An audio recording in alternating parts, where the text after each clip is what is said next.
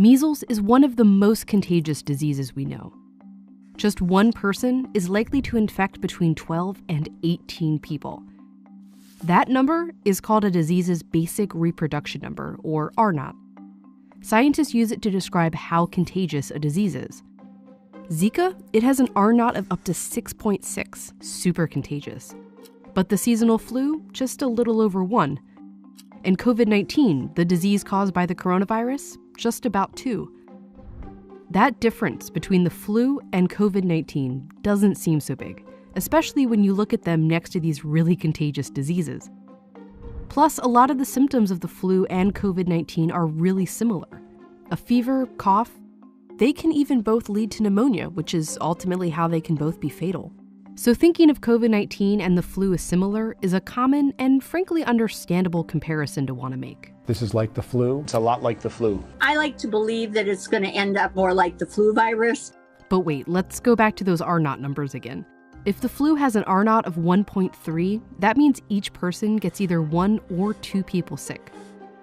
After 10 rounds, that's 56 total people. And if we run the model with COVID-19's R0 at 2, if one person with it gets 2 people sick who get 2 people sick, after 10 rounds, that's more than 2,000 people. This does not happen with the flu, because COVID-19 is very different, and understanding how is crucial to understanding how dangerous it really is, and why we have to take it so seriously. When we start to look for that comparison to the flu, we almost calm ourselves down. But unfortunately, that's not quite the right reaction here. Every year, the seasonal flu kills as many as 60,000 Americans. As of late March, COVID-19 has killed about 34,000 across the whole world. But scientists expect that number to go up, way up. Tens of thousands of people a year die of the flu. But we haven't had this for a year yet. We've only had this for a few months. The trouble is coming, and we can predict it, and we can see what's coming, at least to a certain extent.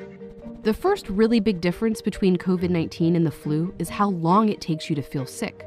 From the moment you're infected with COVID-19, it usually takes 5 days before you start to feel symptoms. But it can take as long as 12 or even 14 days. This is the incubation period, the time between when you catch it and when you first realize you're sick. And scientists think you could be contagious during most of this period. The flu, by comparison, has an average incubation period of just 2 days. You get sick, and pretty soon you feel sick, and you know you're contagious. This is what we're used to. But COVID-19 flips that around. You can be contagious and spreading it around for several days and up to 2 weeks before it even occurs to you that you're sick. And that leads to the next big difference. No human immune system had seen this virus before. Nobody has a natural immunity to it. In flu season, there's always a number of people in the population who are already immune to the flu. That can be because they got their flu shot, or maybe they've already had that flu strain. And that limits the spread of the virus.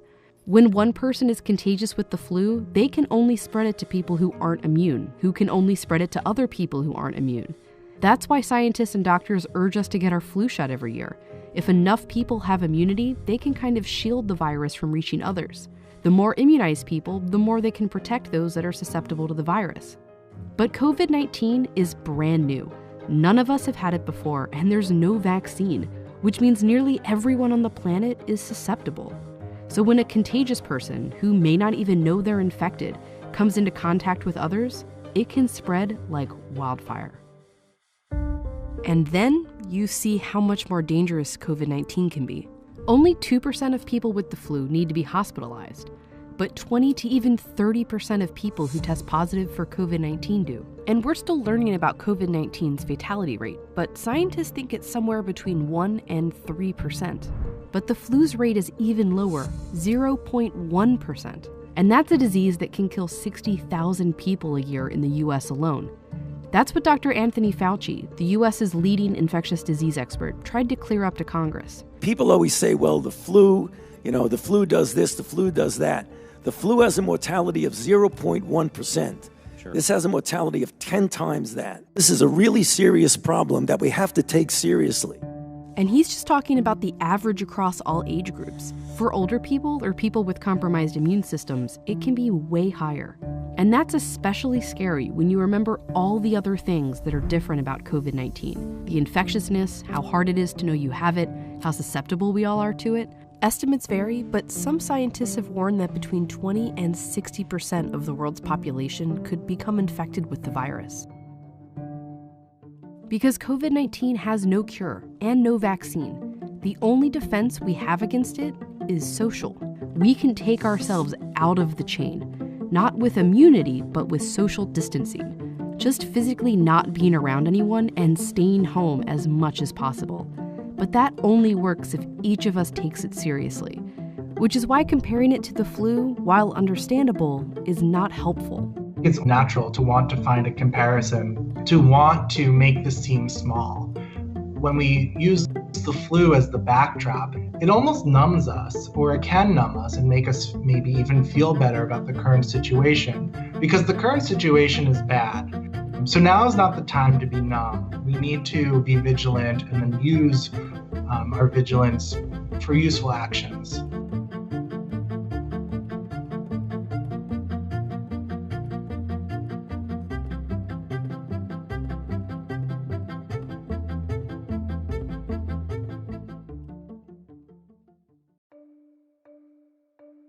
As coronavirus quickly spreads around the world, it's forcing people to stay put and wreaking havoc on the economy.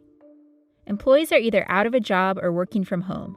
Factories are shuttering, and with mandates to stay inside becoming the new norm, people aren't driving or flying.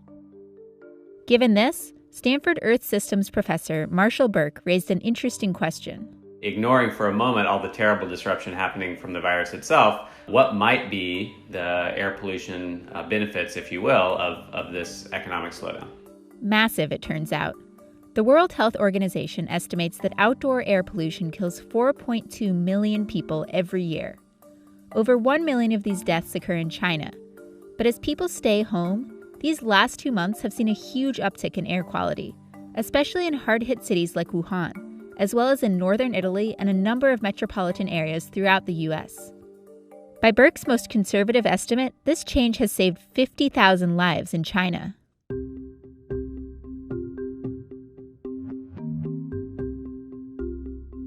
To be clear, nobody is saying that the outbreak is good. It's undeniably quite bad for our physical, mental, and financial well-being. It's also very likely bad for climate change overall, as priorities and funding are now shifting towards public health, as they should. But it's also undeniable that this reduction in carbon emissions has had a huge impact.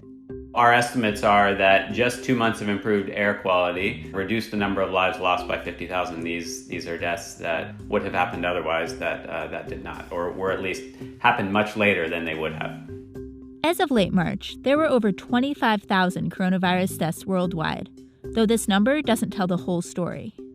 This does not count the many other deaths that we will likely observe due to the economic disruption, due to congestion in the healthcare system, people with non-COVID-19 diseases not being able to get the care that they would need otherwise. I think we should not think of this as a cost-benefit calculation around epidemics. The cost of this epidemic is going to be massive, the economic cost, the health cost, the social cost. But scientists like Burke hope that by talking about the lives saved from cleaner air, they can raise awareness about just how dangerous more subtle, insidious threats like air pollution can be. And then once the virus is contained, maybe some positive mindsets and habits will arise from the disruption.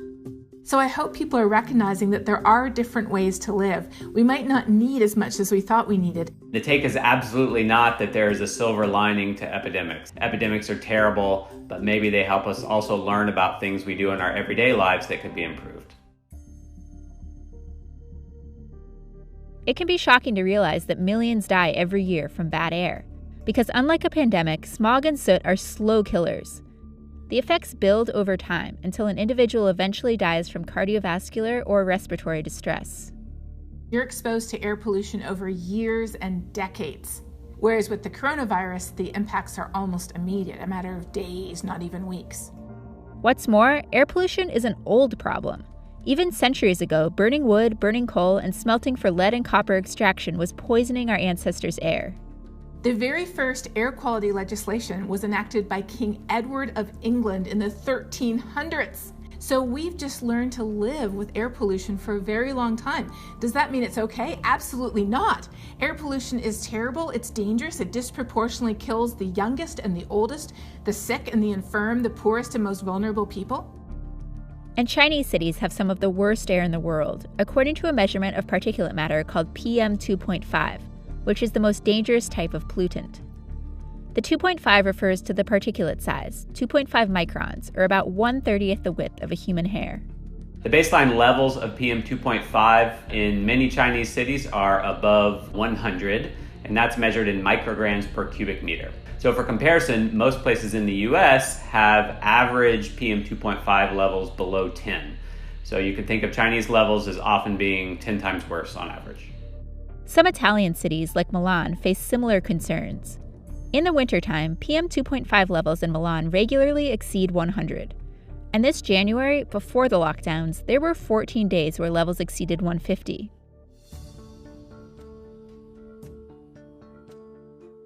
After the Chinese economy ground to a halt, PM 2.5 levels rapidly decreased by about 20%. Satellite images from NASA reveal proof of this significant drop in China, as well as in Italy, now considered the center of the global crisis. Major U.S. cities like Los Angeles, Seattle, and New York are also seeing major shifts, with researchers at Columbia University calculating that carbon monoxide emissions in New York City are down by over 50%. One unexpected effect of this rapid shutdown has been that Venice's typically murky canals are running clear for the first time in years, as boats are no longer kicking up sediment from the ground. This doesn't necessarily indicate that the water quality has improved, but it still served as a powerful reminder to many of what our cities would look like without tourism. Air quality, though, has undoubtedly improved, and while there's no data yet on how many Italian lives this has saved, it's likely significant. The country has some of the worst air pollution in the European Union, leading to over 60,000 deaths per year. In the US, where about 200,000 people die from air pollution yearly, an unknown number of lives are also being spared. In the case of China, Burke was able to arrive at his estimate for lives saved by extrapolating on data gathered during the 2008 Beijing Olympics. During this time, the Chinese government undertook a massive effort to clean up the air, shutting down factories and power plants and keeping cars off the roads. And this led to about a 25% improvement in air quality in Beijing over about a 2-month period. So it's almost the exact same case in terms of the air quality changes as we have seen in China over the last few months. Under conservative estimates, I calculate that this 2-month improvement in air quality saved about 50,000 lives. Clearly, though, nobody hoped that this was the way emissions reductions would come about. It's exactly the wrong way how we should go about decreasing emissions. It's not about going back into our caves. Really, what ought to happen for climate change is thinking hard about deploying new technologies, deploying existing technologies at scale, figuring out how to decrease emissions without what is currently happening, right? Without crashing economies, millions of people out of work, millions of lives destroyed. As soon as the pandemic and the emergency passes, it's likely that industrial production will ramp right back up again, possibly to much higher levels than it was before to make up for the gap. But what I do hope is that we'll see that there is a different way to live. For example, this period of remote working and video conferencing could urge people to rethink their need to travel frequently. Even eliminating a few business trips and doing them remotely eliminates a huge proportion of my own personal carbon footprint. And I think my experience with the technology in the last few weeks suggests that I should absolutely be doing that. There's no reason to not do that. And perhaps quantifying the benefits of cleaner air could help drive the adoption and enforcement of stricter emission standards for industrial plants such as steel mills, a major contributor of pollutants in China. It really highlights the overall health burden of our everyday actions, our sort of business as usual economies. So I agree that it would be great if we approach those problems with something like the same focus that we're now approaching the epidemic.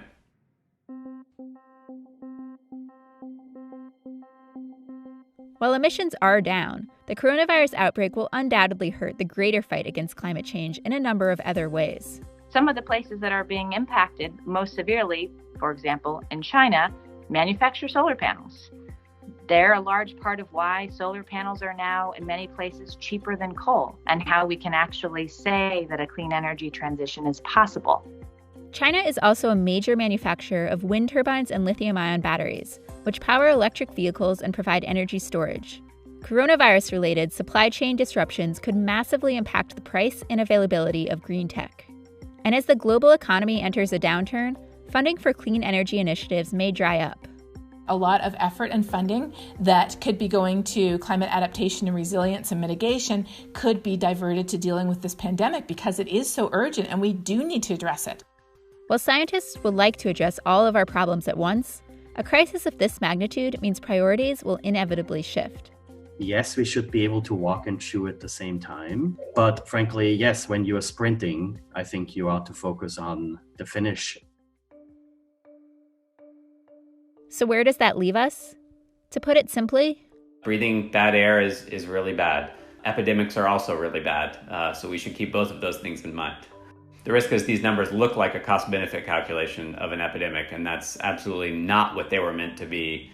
But hopefully once the epidemic subsides, it would also be useful to think what we learn more broadly about what changes in our economic behavior we can learn from this. And as governments scramble for ways to stimulate the flagging global economy, advocates like Bhuvi hope they do so with an eye towards environmental responsibility. We cannot be bailing out the oil, gas, and coal industries and the financial sectors that prop them up. If we do that, we are guaranteeing that we're going to see more disasters like this, because these industries are creating a product that causes climate change. First, though, we need to stop the spread. Yes, let's talk green stimulus. Yes, let's talk about all these other things. Of course. But at the end of the day, what I think is much, much more important right now is taking the lessons, taking the ideas that lots of us in lots of different fields have generated over the years and applying it to COVID-19.